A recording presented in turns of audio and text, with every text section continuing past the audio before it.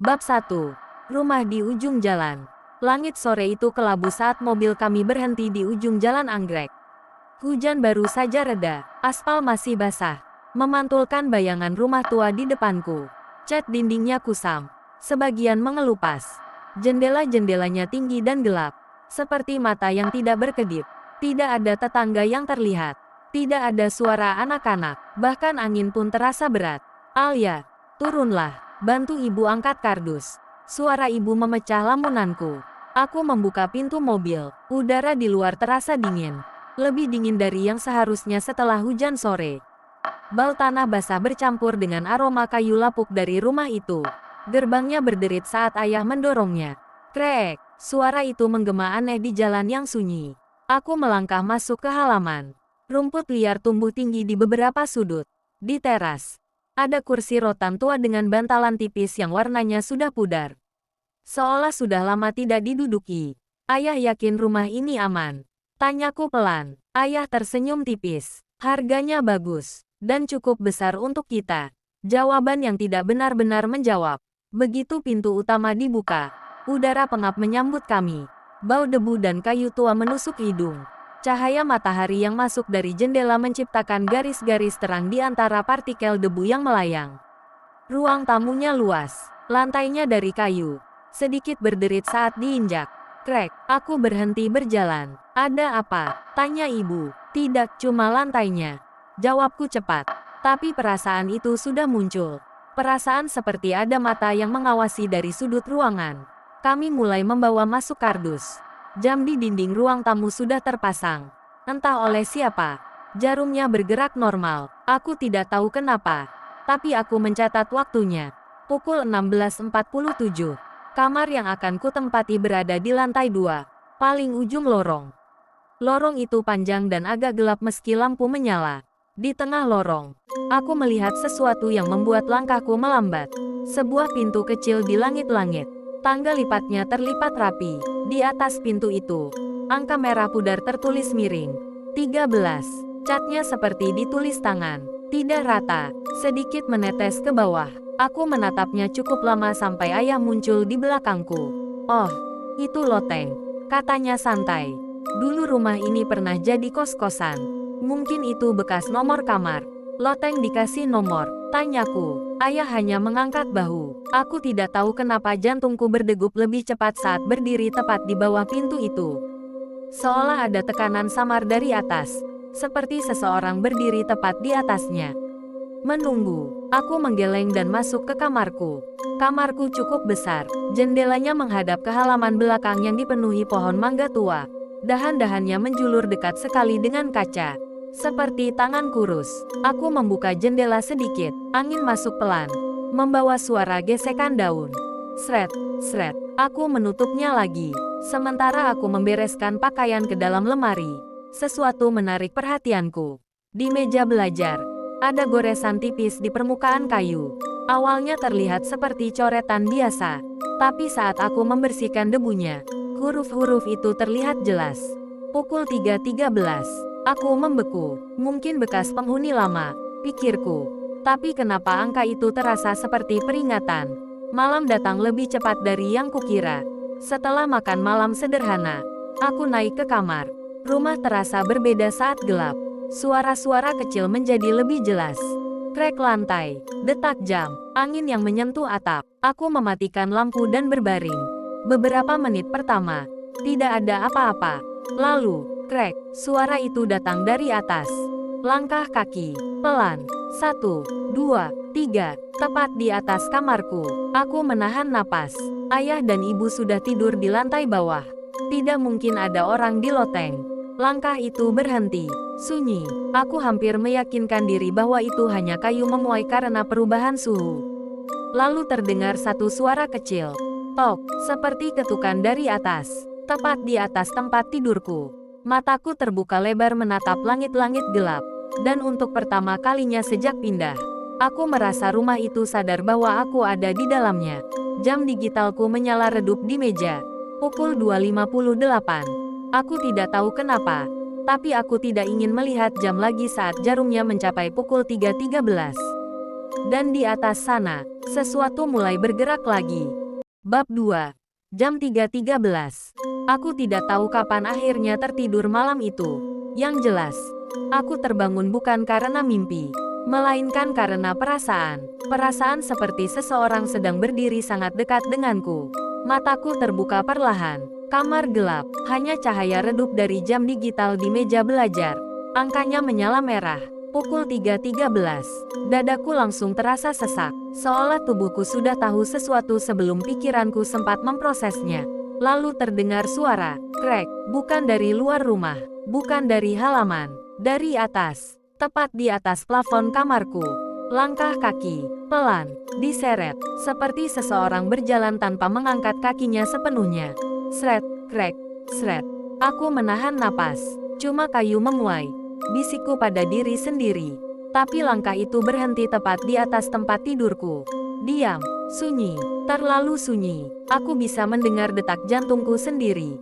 Duk, duk, duk. Lalu, tok, satu ketukan pelan, tepat di atas kepalaku. Mataku membelalak. Tidak mungkin itu kayu. Itu terdengar, disengaja. Aku menelan ludah dan perlahan duduk di tempat tidur. Pandanganku tak lepas dari langit-langit gelap. Siapa di atas? Suaraku serak, tidak ada jawaban. Beberapa detik hening, lalu terdengar sesuatu yang membuat darahku seperti membeku. Suara kursi digeser, geserannya panjang, pelan, berat, grur. Aku langsung teringat kursi kayu di loteng. Tidak mungkin ada orang di sana.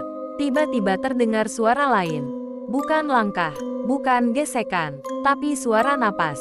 Sangat pelan. Seolah seseorang berbaring tepat di atas plafon, menghadap ke bawah, tepat di atasku. Aku menutup mulutku agar tidak bersuara. Napas itu terdengar 3 kali. Hah, hah, hah, lalu berhenti. Jam masih menunjukkan pukul 3.13. Detiknya seperti tidak bergerak, waktu terasa membeku. Tiba-tiba, sesuatu mengetuk lagi. Tok, tok, tok, 3 kali, berurutan. Aku meloncat turun dari tempat tidur dan menyalakan lampu. Cahaya memenuhi kamar. Semua sunyi. Tidak ada suara. Tidak ada langkah. Hanya aku. Dan detak jam yang kini kembali berjalan. Pukul 3.14. Seolah semuanya hanya terjadi selama 1 menit. Aku tidak bisa tidur lagi. Pukul 4 pagi. Aku memberanikan diri keluar kamar. Lorong lantai 2 gelap. Hanya diterangi lampu kecil di ujung. Dan di tengah lorong, aku melihatnya. Tangga loteng sedikit terbuka, tidak turun sepenuhnya, hanya tergeser beberapa senti, seolah seseorang baru saja menutupnya dengan tergesa. Aku berdiri di bawahnya. Dari celah kecil itu, ada udara dingin yang turun perlahan, dan bau yang aneh, bau kayu basah, dan sesuatu yang lain, seperti bau kain lama yang lembab. Tanganku hampir menyentuh tangga itu. Tapi tiba-tiba terdengar suara pelan dari dalam loteng. Bukan langkah, bukan gesekan, tapi bisikan. Sangat pelan, hampir seperti angin. Alia, tubuhku kaku. Itu bukan suara ayah, bukan suara ibu. Dan yang membuatku gemetar, suara itu terdengar seperti suaraku sendiri. Aku mundur 1 langkah, tangga itu perlahan menutup sendiri. Klik, seolah tak pernah terbuka. Lampu lorong berkedip sekali, lalu stabil. Aku berdiri sendirian di sana. Dan untuk pertama kalinya, aku sadar, rumah ini tidak sekadar tua. Rumah ini sedang menunggu sesuatu. Dan mungkin, ia sudah menemukannya. Bab 3. Foto tanpa wajah. Aku tidak menceritakan kejadian jam 3.13 pada siapapun. Ayah tampak lelah sejak pindah. Ibu sibuk menata dapur, dan aku sendiri belum siap mendengar mereka mengatakan aku hanya terlalu banyak berimajinasi. Tapi satu hal pasti, itu bukan imajinasi, karena pagi itu, ketika aku bangun, sesuatu berubah. Jam digitalku di meja belajar masih menyala, normal, namun tepat di bawahnya, di permukaan kayu meja, tulisan pukul 3.13 yang kemarin samar, kini terlihat lebih dalam. Seolah digores ulang. Aku menyentuhnya. Bekasnya kasar, baru. Aku yakin semalam aku tidak menyentuh meja itu sama sekali. Perutku terasa mual. Siang harinya, saat ibu meminta bantuanku mencari alat kebersihan di gudang belakang, aku berharap pikiranku bisa teralihkan. Gudang itu berada di luar rumah, menempel di sisi dapur. Pintunya berat dan sedikit berkarat. Saat ku buka, bau lembab langsung menyeruak. Cahaya masuk dari celah kecil di atap, menerangi tumpukan kardus dan perabot lama. Aku mulai mencari di sudut-sudut. Lalu mataku tertuju pada sebuah kotak kayu kecil di rak paling atas.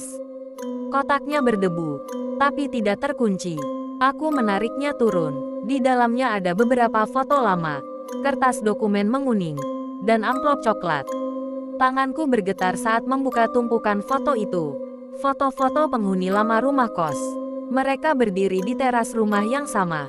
Beberapa tersenyum, beberapa tampak biasa saja, tapi ada satu foto yang membuat napasku tercekat. Seorang gadis berdiri tepat di bawah loteng. Rambutnya panjang, tinggi badannya hampir sama denganku. Ia mengenakan seragam sekolah, mirip denganku, tapi wajahnya kosong, bukan tertutup bayangan, bukan rusak, melainkan benar-benar kosong, seperti seseorang menghapusnya dengan hati-hati. Tanganku gemetar. Aku membalik foto itu. Di belakangnya tertulis dengan tinta biru yang hampir pudar. Alia, penghuni kamar 13. Darahku seperti berhenti mengalir. Namaku, persis. Aku menelan ludah dan melihat tahun yang tertulis kecil di sudut bawah. 10 tahun lalu, aku menjatuhkan foto itu saat mendengar suara dari belakang. Krek, aku membeku. Pintu gudang tertutup perlahan. Padahal tadi aku membiarkannya terbuka. Cahaya dari luar menyempit. Bu, panggilku pelan. Tidak ada jawaban. Hanya suara napas pelan. Bukan napasku. Dari sudut gudang, aku memaksa diri menoleh. Di antara tumpukan kardus, ada bayangan berdiri. Terlalu gelap untuk terlihat jelas. Tapi bentuknya, seperti seseorang. Tinggi sepertiku. Rambut panjang. Dan saat cahaya semakin redup, aku menyadari sesuatu yang membuat kakiku melemas. Bayangan itu tidak memiliki wajah, hanya ruang kosong. Aku mundur, kotak kayu jatuh dari tanganku. Bruk, lampu di dapur menyala tiba-tiba. Pintu gudang terbuka kembali dengan keras. Cahaya membanjiri ruangan. Bayangan itu hilang. Aku berdiri sendirian, terengah. Foto itu tergeletak di lantai. Dan kini wajah pada foto itu sudah tidak kosong lagi. Perlahan, samar-samar, fitur wajah mulai terlihat. Hidung, bibir, mata, dan wajah itu adalah wajahku. Aku berlari kembali ke kamar, mengunci pintu. Tanganku gemetar saat memeriksa cermin. Refleksiku masih ada, normal, tapi saat aku berkedip, bayanganku tidak. Ia tetap menatapku dengan ekspresi yang tidak pernah kubuat. Senyum tipis, dan dari belakang cermin terdengar bisikan sangat pelan. Sudah dekat. Aku mundur hingga menabrak tempat tidur. Jam digital menyala lagi. Pukul 3.13. Padahal sekarang masih pukul 3 sore. Dan untuk pertama kalinya, aku sadar satu hal yang mengerikan. Rumah ini bukan hanya menunggu. Ia sedang mengingat. Dan mungkin, ia mulai mengenaliku. Bab 4. Bayangan yang tidak sejalan. Sejak kejadian di gudang, aku mulai kehilangan rasa aman. Rumah itu tidak lagi terasa seperti tempat tinggal. Ia terasa seperti ruang tunggu. Dan aku adalah tamu yang sedang dipanggil satu persatu. Malam itu aku sengaja tidak tidur. Jam menunjukkan pukul 2.47. Aku duduk bersandar di tempat tidur. Lampu menyala terang. Aku ingin membuktikan bahwa semuanya hanya terjadi saat gelap. Bahwa cahaya bisa menghentikannya. Jam bergerak pelan. Pukul 2.59. Pukul 3:05. Tidak ada suara. Tidak ada langkah. Aku hampir merasa lega. Pukul 3:12. Detik terasa lebih lambat. Pukul 3:13. Lampu padam.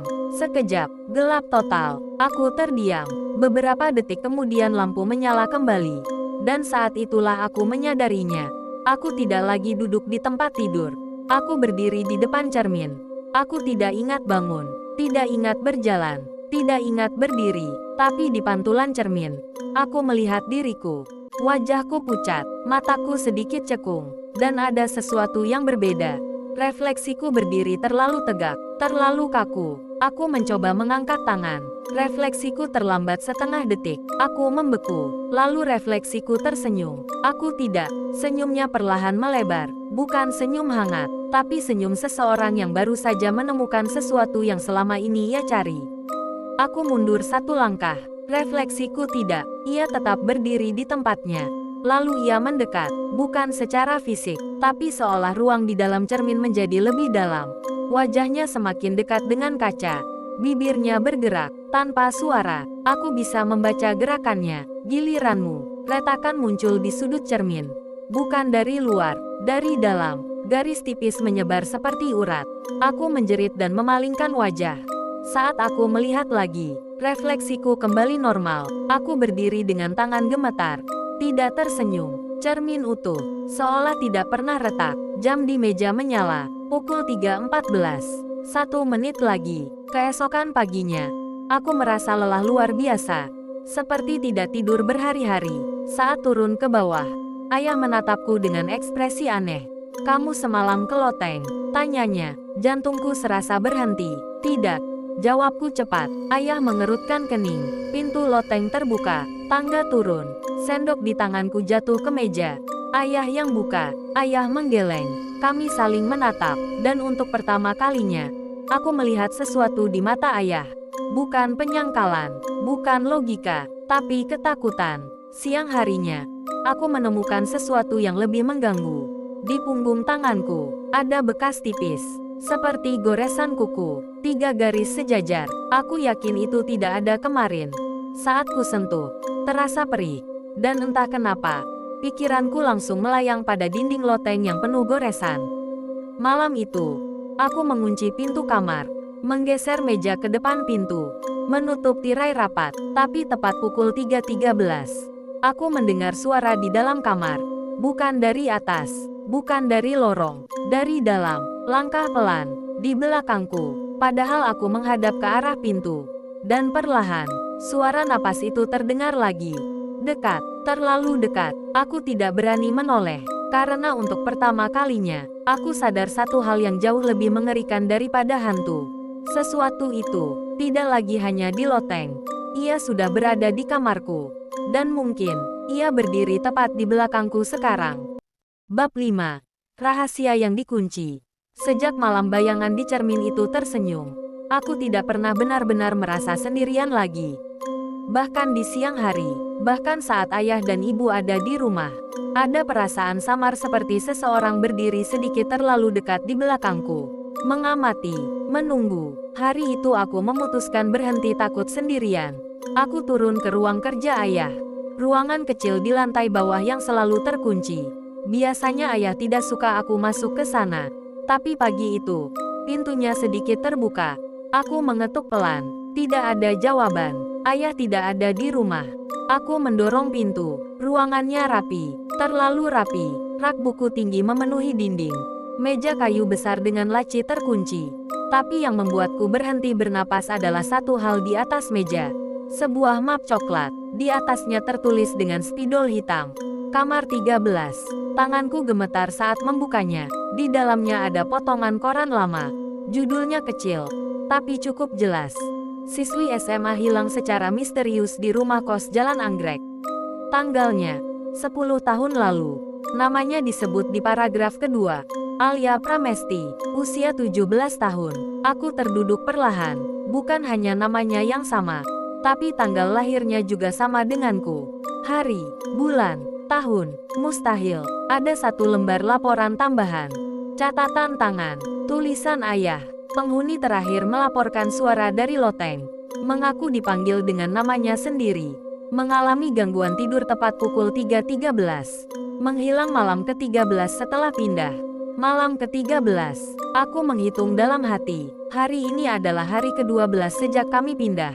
Darahku terasa dingin. Tiba-tiba terdengar suara dari belakang. Krek, aku menoleh cepat. Ayah berdiri di ambang pintu. Wajahnya pucat. "Kamu tidak seharusnya membaca itu," katanya pelan. Ayah tahu. Suaraku bergetar. Ayah tidak langsung menjawab. Ia masuk, menutup pintu perlahan. Dulu ini rumah kos. Loteng itu dijadikan kamar tambahan. Nomor 13, katanya pelan. Gadis itu mulai mengeluh soal suara. Kami pikir dia stres. Lalu, ayah menatap lantai. Malam terakhir, ia mengurung diri di loteng. Pintu terkunci dari dalam. Tapi saat dibuka, kosong.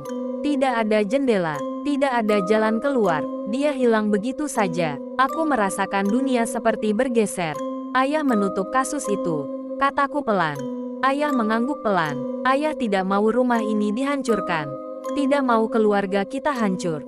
Keluarga, suaraku meninggi. Ayah membawa kita kembali ke sini. Ayah menatapku dengan mata yang penuh sesuatu yang sulit kuartikan. Bukan hanya rasa bersalah, tapi penyerahan. Ayah pikir sudah selesai, bisiknya. Tapi setiap 10 tahun, ia tidak melanjutkan. Lampu di ruang kerja berkedip. Sekali, 2 kali, lalu mati. Ruangan gelap, hanya cahaya samar dari jendela. Dan di belakang ayah, aku melihat sesuatu. Di sudut ruangan, bayangan tinggi berdiri diam. Rambut panjang, tanpa wajah. Ia perlahan mengangkat tangan, menunjuk ke arahku. Ayah tidak menyadarinya. Ayah, suaraku hampir tak keluar. Lampu menyala kembali. Bayangan itu hilang. Ayah menatapku. Kita harus pergi dari sini, kataku cepat. Ayah terdiam lama, lalu berbisik pelan. Kita sudah mencoba dulu. Aku membeku. Apa maksud ayah?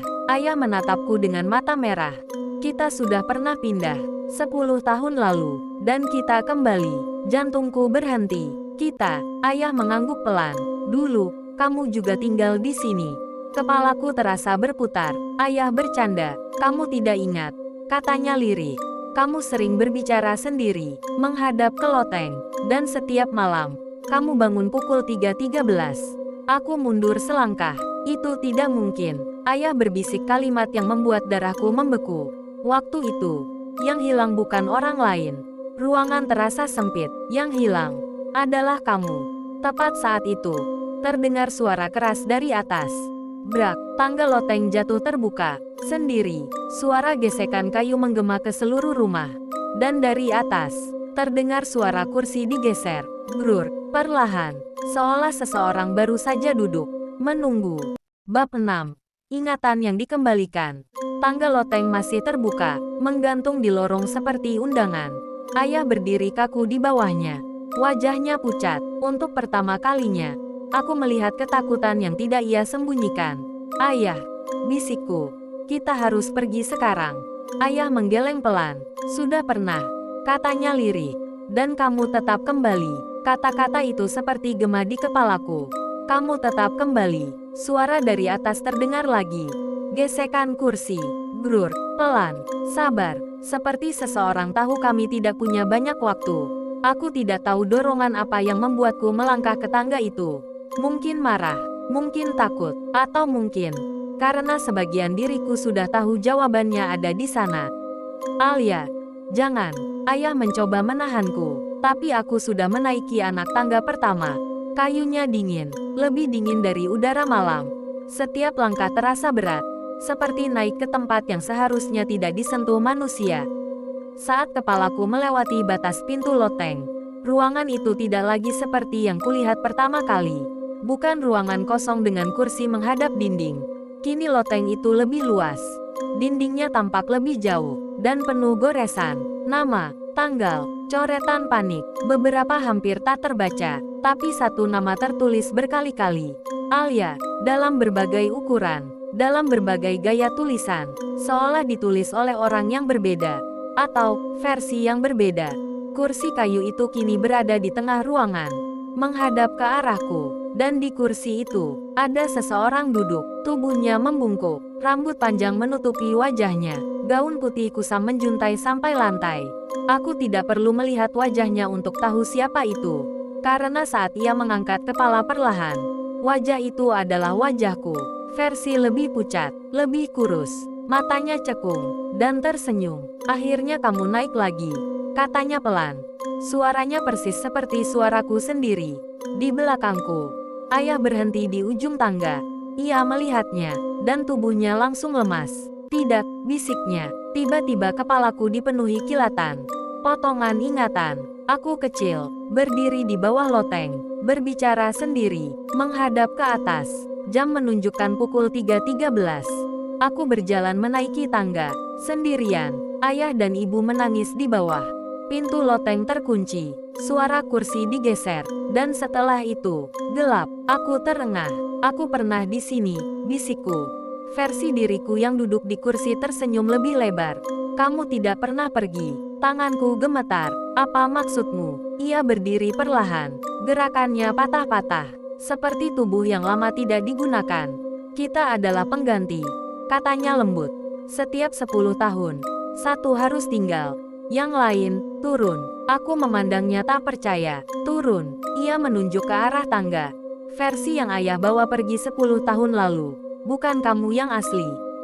Darahku terasa membeku. Yang asli tetap di sini. Kepalaku terasa retak. Jika itu benar, lalu siapa aku? Ayah tiba-tiba menarikku mundur. Kita turun sekarang. Tapi lantai loteng bergetar. Dinding seperti bergerak mendekat. Nama-nama di dinding tampak baru ditulis. Beberapa huruf berdarah samar. Jam berdentang dari bawah. Sekali, 2 kali, lalu berhenti. Pukul 3.13. Versi diriku itu melangkah mendekat. Setiap langkahnya membuat udara makin dingin. Kamu tahu kenapa kamu selalu terbangun? Bisiknya, karena sebagian dirimu masih di sini. Ia menyentuh dadaku. Sentuhannya sedingin es. Dan tiba-tiba aku merasakan sesuatu tertarik dari dalam tubuhku. Seperti benang halus yang selama ini menghubungkanku dengan tempat ini. Aku menjerit. Ayah memelukku dan menarikku turun tangga. Saat kakiku menyentuh lorong, tangga loteng menutup keras. Brak, sunyi. Aku terengah di lantai. Ayah memegang bahuku erat. Kita pergi malam ini, katanya tegas. Tapi dari atas plafon, terdengar suara pelan. Sangat pelan. Langkah kaki. 2 pasang. Bukan 1. Dan bisikan itu kini tidak lagi memanggil namaku. Ia berkata, belum selesai. Bab 7. Yang turun. Malam itu kami tidak tidur. Ayah mengemasi beberapa pakaian ke dalam tas. Ibu terus bertanya apa yang terjadi. Tapi ayah hanya berkata singkat, kita pergi sekarang. Jam menunjukkan pukul 2.51. Tinggal 22 menit sebelum waktu itu. Aku duduk di sofa ruang tamu. Tubuhku terasa lebih berat dari biasanya. Napasku pendek-pendek, seperti baru berlari jauh. Alia, kamu pucat sekali, kata ibu cemas. Aku ingin menjawab, tapi kata-kataku terasa lambat. Karena sebenarnya aku merasakan sesuatu yang lain. Ada bagian dari diriku yang terasa kosong. Seperti sesuatu benar-benar tertinggal di atas sana. Pukul 2.59. Lampu ruang tamu berkedip. Ayah menggenggam kunci mobil. Sekarang, katanya tegas. Tapi sebelum kami sempat melangkah ke pintu, suara itu terdengar. Bukan dari atas. Bukan dari plafon. Dari tangga lantai 2. Tok, 1 langkah. Perlahan. Tok, langkah kedua. Ibu menoleh ke arah tangga. Wajahnya memucat. Ayah, ada orang. Tidak ada yang menjawab. Langkah itu terdengar lagi. Tok, tok, tok. Seperti seseorang turun dengan sangat sabar. Tidak tergesa. Tidak panik. Seolah yakin kami tidak bisa kemana-mana. Tanganku mulai gemetar. Aku tahu langkah itu. Aku pernah mendengarnya dari atas. Tapi kali ini, ia turun. Lampu ruang tamu mati. Hanya cahaya samar dari luar jendela yang menerangi tangga. Dan di tengah kegelapan itu, aku melihat siluet berdiri di anak tangga paling atas. Rambut panjang, tubuh kurus, diam. Lalu perlahan ia melangkah turun. Wajahnya mulai terlihat, dan jantungku seperti berhenti. Itu aku, bukan bayangan, bukan refleksi, tapi versi diriku yang kulihat di loteng. Lebih pucat, lebih kosong, dan kini, lebih nyata. Ibu menjerit kecil. Ayah berdiri di depanku, mencoba melindungiku. Tidak lagi, katanya tegas pada sosok itu. Sosok itu berhenti di anak tangga terakhir. Menatapku, tatapan yang dalam. Dia bukan milikmu, katanya pelan pada ayah. Suaranya lembut, hampir tidak marah. Seperti menjelaskan fakta. Aku merasakan tekanan di kepalaku. Suara-suara mulai bercampur. Kilatan ingatan datang lagi. Aku kecil, duduk di kursi loteng, menunggu diriku sendiri kembali. Setiap 10 tahun, bisikan itu kembali terngiang. Versi diriku di tangga melangkah mendekat. Udara di sekitarnya lebih dingin. Setiap langkahnya membuat lampu di rumah berkedip. Alia, katanya lembut, sudah waktunya menyatu. Tubuhku terasa tertarik ke arahnya. Seperti magnet, aku melangkah tanpa sadar. Alia, jangan. Ayah menarik tanganku, tapi sentuhannya terasa jauh, lemah. Karena semakin dekat aku pada sosok itu, semakin kuat tubuhku terasa, semakin utuh. Seolah bagian yang hilang kembali mendekat. Sosok itu berdiri hanya 1 meter di depanku. Ia mengangkat tangan.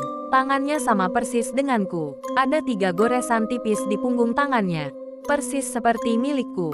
Kalau kamu tidak kembali, bisiknya pelan, yang lain akan menggantikan.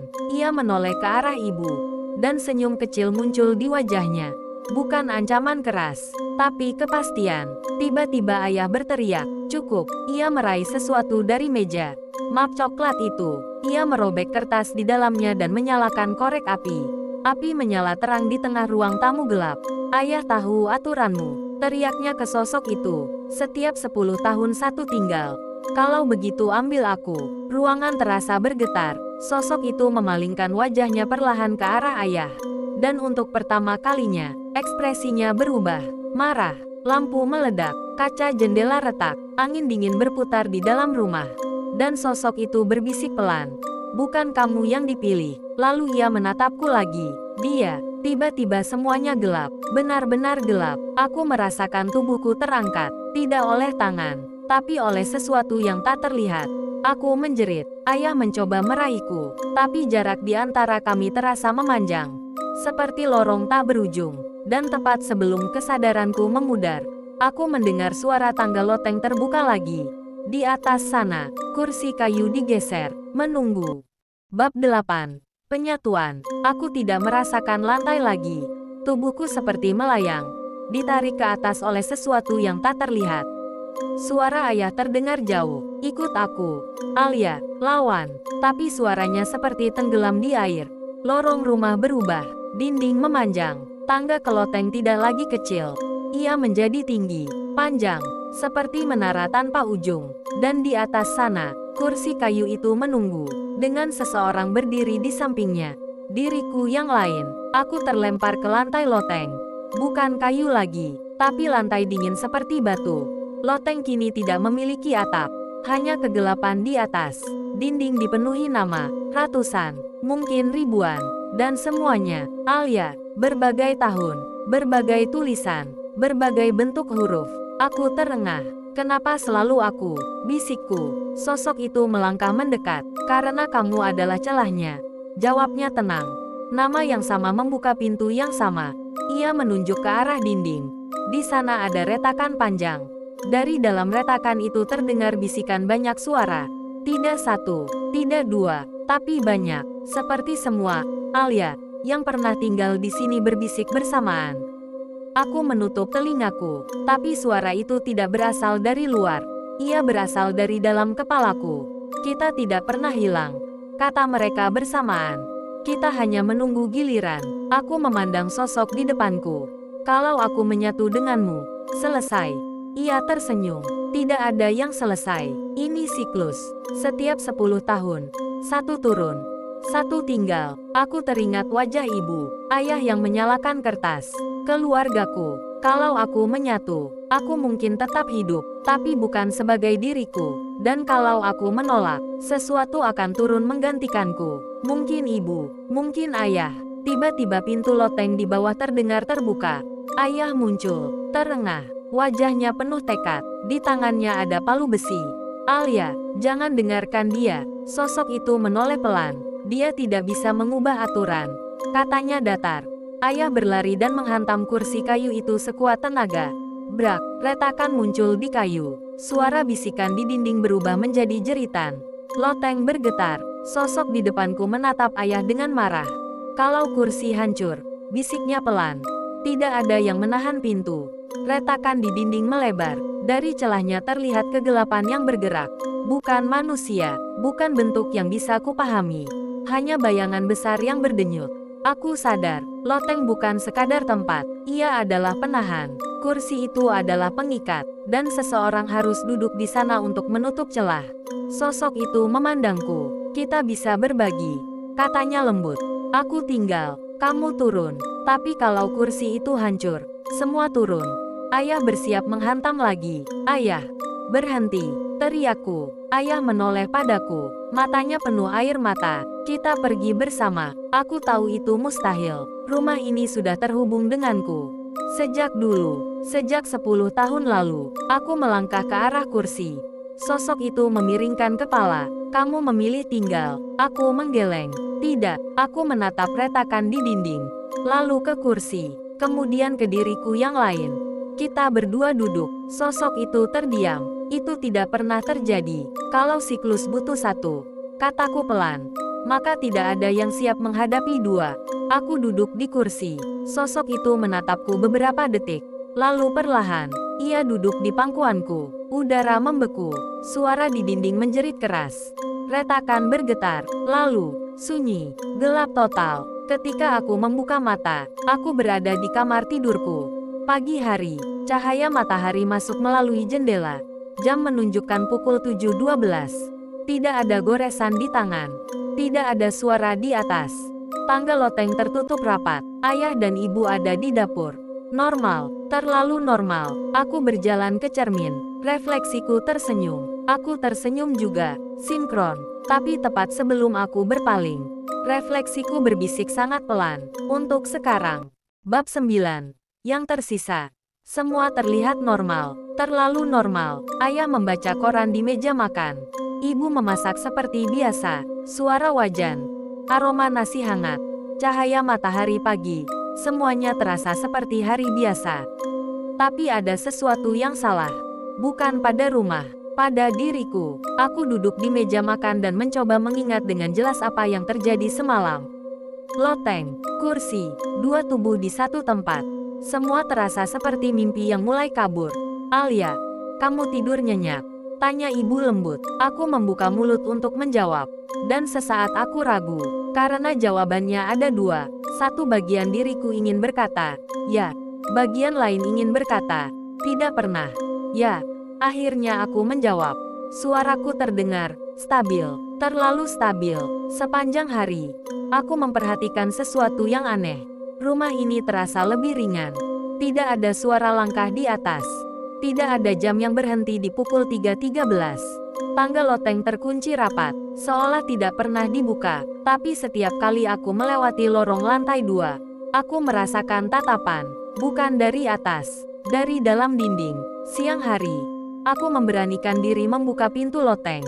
Tangga tidak turun sendiri. Aku harus menariknya. Debu jatuh perlahan. Loteng kembali kecil, kosong. Tidak ada kursi. Tidak ada goresan di dinding. Tidak ada nama, seolah semuanya tidak pernah ada. Aku berdiri lama di sana. Sunyi, sudah selesai. Bisikku, tiba-tiba kepalaku berdenyut. Kilatan cepat muncul, bayangan kursi, suara bisikan, dan sensasi dingin di dada. Aku terhuyung, tanganku menyentuh lantai loteng, dan di bawah telapak tanganku, ada sesuatu, goresan tipis. Satu nama, Alia, tapi bukan satu, dua, tumpang tindih, seperti ditulis oleh dua tangan yang berbeda. Aku menarik tanganku perlahan, dadaku terasa sesak. Malam datang tanpa kejadian aneh. Tidak ada langkah, tidak ada bisikan. Aku menunggu, jam menunjukkan pukul 3.12. Aku menatapnya, pukul 3.13. Tidak terjadi apa-apa. Aku hampir tertawa lega. Pukul 3.14. Tetap sunyi. Aku berbaring, menatap langit-langit. Sudah selesai. Ulangku pelan.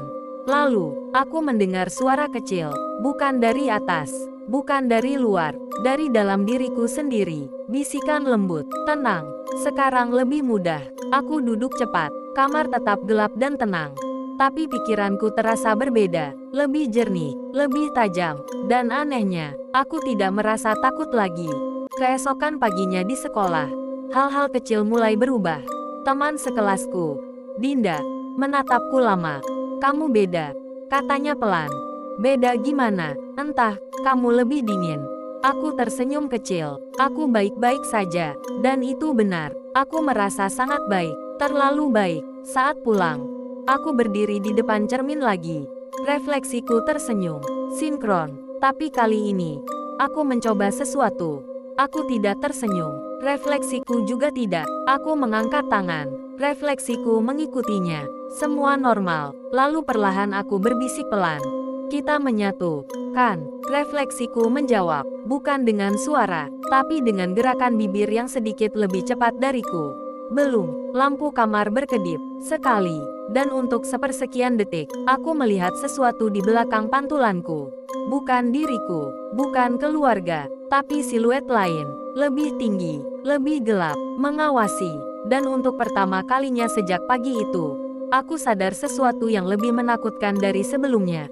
Loteng mungkin tertutup, kursi mungkin hilang, tapi celahnya masih ada. Dan sekarang, ia tidak lagi berada di atas rumah. Ia berada di dalam diriku. Bab 10. Yang bukan lagi sama. Hari-hari setelah malam itu berjalan terlalu lancar. Tidak ada suara, tidak ada bisikan, tidak ada jam berhenti di pukul 3.13. Tapi ada sesuatu yang berubah. Bukan rumahnya, orang-orangnya, di sekolah. Aku mulai menyadari tatapan. Bukan karena aku aneh, tapi karena mereka terlihat bingung. Seperti sedang mencoba mengingat sesuatu yang tidak bisa mereka pegang. Saat pelajaran matematika, guruku berhenti berbicara di tengah kalimat dan menatapku. "Alia," katanya pelan. "Iya, Bu." Beliau terdiam beberapa detik. Tidak apa-apa, tapi wajahnya tampak pucat. Di rumah, perubahan itu semakin jelas. Ibu memasak seperti biasa, tapi ia sering berhenti. Sendok menggantung di udara, seolah lupa apa yang sedang ia lakukan. Ayah duduk lebih lama dari biasanya menatap dinding ruang tamu. Dan kadang, mereka menatapku dengan cara yang sama seperti orang yang mencoba mengingat mimpi. "Ayah," tanyaku suatu malam. Ayah berkedip pelan. "Iya, kita sudah lama tinggal di sini." Ayah terdiam, wajahnya kosong. Selalu," jawabnya perlahan. "Sejak selalu." Kalimat itu tidak masuk akal, tapi terdengar sangat pasti. Malam itu aku tidak menunggu pukul 3.13. Aku berdiri di depan cermin, menatap refleksiku. "Kita sudah menyatu," bisikku. Refleksiku tersenyum. "Aku tidak." Bibirnya bergerak sedikit lebih cepat. Hampir. Tiba-tiba lampu kamar mati. Sekejap, saat menyala kembali, aku sendirian. Tidak ada refleksi. Cermin itu kosong, seperti tidak memantulkan apapun. Dadaku sesak. Aku menyentuh kaca. Dingin. Lalu perlahan, refleksiku muncul kembali. Tersenyum. Sinkron. Seolah tidak pernah hilang. Beberapa hari kemudian, sesuatu yang lebih besar terjadi. Dinda, temanku, tidak masuk sekolah. Keesokan harinya, bangkunya kosong. Guru mengatakan ia pindah. Cepat, tanpa perpisahan, tanpa pesan. Aku merasa ada yang tidak beres. Sepulang sekolah, aku melewati rumahnya. Papan nama keluarganya masih ada. Lampu menyala, tapi ketika aku mengetuk, tidak ada jawaban. Aku mengintip melalui jendela. Ruang tamunya kosong, tidak berperabot, seperti sudah lama tidak dihuni. Malam itu, tepat pukul 3.13, jam kembali berbunyi, bukan berhenti, tapi berdetak lebih keras. Tak, tak, tak, aku duduk di tempat tidur. Tidak ada langkah di atas. Tidak ada tangga terbuka, tapi aku merasakan sesuatu yang jauh lebih mengerikan. Sunyi yang terlalu luas, seperti dunia menjadi sedikit lebih kosong. Lalu suara itu muncul lagi. Bukan dari loteng, bukan dari dinding, dari dalam kepalaku. Kursi kosong lagi. Aku menahan napas. "Siapa?" bisikku. Jawabannya datang perlahan. "Kita tidak pernah butuh satu rumah saja." Darahku terasa dingin. Rumah ini hanya pintu. Tiba-tiba ponselku bergetar. Pesan masuk. Nomor tak dikenal. Isinya hanya satu foto. Sebuah loteng. Bukan loteng rumahku, tapi sangat mirip. Dan di tengahnya, satu kursi kayu. Kosong. Di bawah foto itu tertulis, pukul 3.13. Dan satu kata. Giliran berikutnya, aku menatap layar ponsel lama sekali. Lalu perlahan, aku tersenyum. Karena untuk pertama kalinya, aku mengerti sesuatu yang bahkan versi diriku di loteng tidak katakan. Siklus itu tidak hanya tentang bertahan. Ia tentang menyebar. Dan mungkin, aku bukan lagi korban. Bab 11. Penyebar. Aku tidak lagi takut pada pukul 3.13. Sekarang aku menunggunya. Ada ketenangan aneh setiap jarum jam mendekati angka itu. Seperti tubuhku sudah tahu kapan sesuatu akan terjadi. Dan setiap malam tepat pukul 3.13, aku merasakan getaran halus. Bukan di rumah, di tempat lain. Seperti banyak pintu kecil yang terbuka bersamaan. Pesan-pesan mulai datang lebih sering. Foto loteng berbeda, kursi yang sama, Kadang kosong, kadang ada bayangan samar duduk di atasnya. Tanpa pengirim, tanpa nomor yang bisa dibalas. Hanya waktu yang sama, pukul 3.13. Aku mulai menyadari sesuatu yang lebih mengerikan dari semua yang terjadi sebelumnya. Aku bisa merasakan mereka, orang-orang yang mulai terhubung, anak perempuan yang sering terbangun di jam yang sama, remaja yang merasa ada yang memanggil namanya sendiri, orang yang berdiri terlalu lama di depan cermin. Aku tidak tahu bagaimana aku tahu. Tapi aku tahu, seperti ada jaringan tak terlihat yang menyambung dari dalam dadaku. Dan setiap kali seseorang mendengar panggilan, dadaku terasa hangat. Suatu malam, aku berdiri di depan cermin lagi. Ini karena kita menyatu, tanyaku pelan. Refleksiku tersenyum. Tidak, jawabnya tanpa suara. Kita bukan korban. Lalu apa? Refleksiku mendekat, matanya lebih gelap dari biasanya. Kita adalah pintu yang berjalan. Darahku terasa dingin. Loteng bukan tempat, ia hanya wadah. Siklus bukan tentang rumah, ia tentang pembawa. Dan mungkin, 10 tahun lalu, ketika ayah membawaku pergi dari rumah ini, ia tidak membawa keluar korban. Ia membawa keluar sumbernya. Aku mulai menguji sesuatu. Di sekolah, aku berdiri lebih lama di depan cermin kamar mandi. Aku berbisik pelan, bangun. Beberapa detik kemudian, lampu berkedip. Air keran menyala sendiri, dan salah satu siswi di belakangku tiba-tiba menoleh ke arahku. Wajahnya pucat. Kamu dengar itu? Tanyanya. Aku tersenyum kecil. Apa? Ia menggeleng. Kayak, ada yang manggil namaku. Aku tidak mengatakan apa-apa, tapi dalam dadaku, getaran itu terasa lagi, lebih kuat. Malam itu, aku tidak menunggu pesan. Aku menutup mata tepat pukul 3.13. Dan membiarkan pikiranku mengembara. Aku melihat lorong-lorong, rumah-rumah berbeda, loteng-loteng gelap, dan kursi kayu yang sama. Beberapa kosong, beberapa sudah terisi. Sosok-sosok duduk diam, menunggu. Lalu aku melihat sesuatu yang membuat napasku berhenti. Salah satu kursi, kosong, tapi di dinding di belakangnya, tertulis namaku. Bukan satu kali, berkali-kali. Alia, Alia, Alia. Aku terbangun dengan napas terengah. Refleksiku di cermin tidak tersenyum kali ini. Ia terlihat khawatir. Kenapa? Bisikku. Bibirnya bergerak perlahan. Kita bukan satu-satunya. Keesokan paginya, ayah berdiri lama menatapku. Seperti melihat sesuatu yang tak terlihat. Kamu berubah, katanya pelan. Aku tersenyum lembut. Ayah juga. Ia terdiam. Kalau rumah ini bukan sumbernya, lalu apa yang kamu lakukan waktu itu di kursi? Tanyanya hampir berbisik. Aku tidak menjawab, karena aku mulai memahami sesuatu yang bahkan versi lotengku belum pahami. Kami tidak menyatu untuk menutup pintu. Kami menyatu untuk membuka lebih banyak. Dan mungkin, siklus 10 tahun bukan batas. Ia hanya cara penyebaran. Malam itu, untuk pertama kalinya, aku tidak melihat bayangan lain di cermin. Hanya diriku, utuh, tenang, dan sangat sadar. Pukul 3.13 berbunyi. Tak, tak, tak. Lalu pesan masuk lagi. Foto kursi kosong. Tapi kali ini, ada sesuatu yang berbeda. Di sudut foto, terlihat siluet seseorang berdiri, mengamati kursi itu. Dan siluet itu, bukan aku. Bab 12 sampai pukul 3.13. Aku tidak menunggu pesan malam itu. Aku memanggilnya, tepat pukul 3.13. Aku berdiri di tengah kamar, menutup mata, dan membiarkan getaran itu muncul.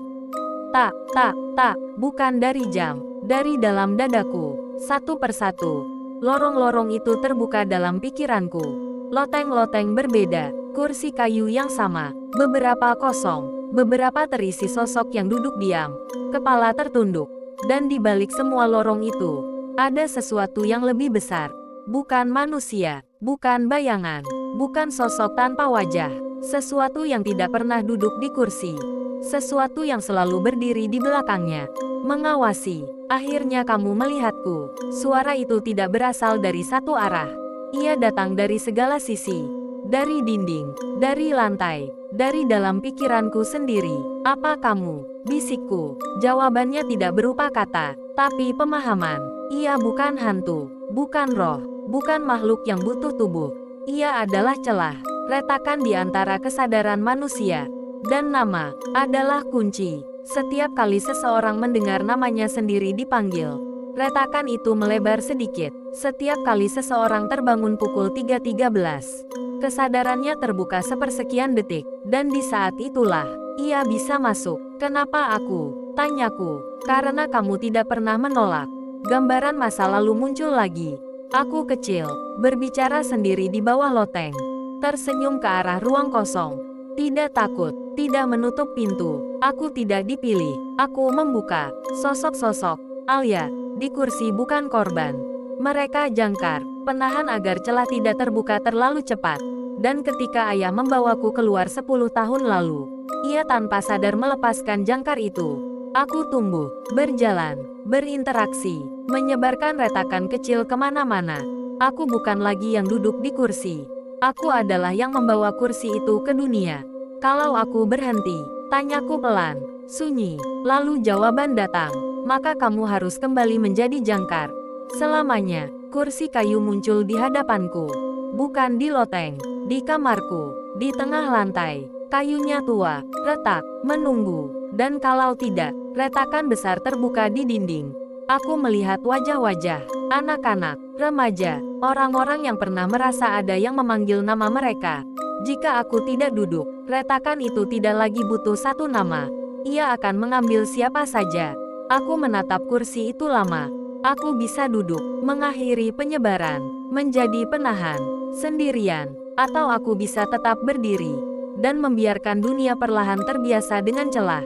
Aku memikirkan ayah, ibu, Dinda, semua orang yang mulai mendengar. Lalu aku melakukan sesuatu yang bahkan entitas itu tidak perkirakan. Aku menarik kursi itu, mendorongnya ke arah retakan, dan melemparkannya masuk. Kayu itu hancur dalam kegelapan. Retakan bergetar keras. Suara di kepalaku menjerit. Apa yang kamu lakukan? Aku tidak akan jadi jangkar, kataku pelan. Dan aku tidak akan jadi pintu. Retakan melebar. Cahaya hitam menyembur keluar. Tubuhku terasa tertarik. Kesadaranku mulai terpecah. Tapi sebelum semuanya runtuh, aku berbisik satu kalimat terakhir. Kau tidak bisa masuk tanpa dipanggil. Sunyi. Aku menutup mata. Dan untuk pertama kalinya sejak semua ini dimulai, aku tidak mendengar namaku dipanggil. Pagi datang. Jam menunjukkan pukul 7.12. Rumah terasa biasa. Tidak ringan. Tidak berat. Biasa. Aku turun ke dapur. Ayah dan ibu tersenyum. Normal. Di sekolah. Tidak ada tatapan aneh. Tidak ada pesan misterius. Tidak ada foto kursi. Malam itu pukul 3.13. Tidak terjadi apa-apa. Tidak ada getaran. Tidak ada bisikan. Hanya detak jam biasa. Tak, tak, tak. Beberapa bulan berlalu. Aku hampir percaya semuanya benar-benar selesai. Hingga suatu sore, saat aku berdiri di halte bus, aku mendengar sesuatu. Seorang anak kecil berdiri di dekat ibunya. Ia menatap ke udara kosong, lalu tersenyum, dan berbisik pelan. Alia, aku membeku. Anak itu tidak melihatku. Ia menatap ke arah bayangan di bawah jembatan. Ibunya menarik tangannya. Jangan ngomong sendiri. Anak itu mengangguk. Tapi sebelum ia pergi, ia menoleh ke arahku, dan tersenyum. Persis seperti refleksiku dulu. Malam itu, tepat pukul 3.13, aku terbangun. Tidak karena suara, tidak karena getaran, tapi karena satu pemahaman yang jauh lebih mengerikan. Aku mungkin telah menutup pintu, tapi aku pernah membukanya, dan celah tidak pernah benar-benar hilang. Ia hanya menunggu nama berikutnya. Tamat.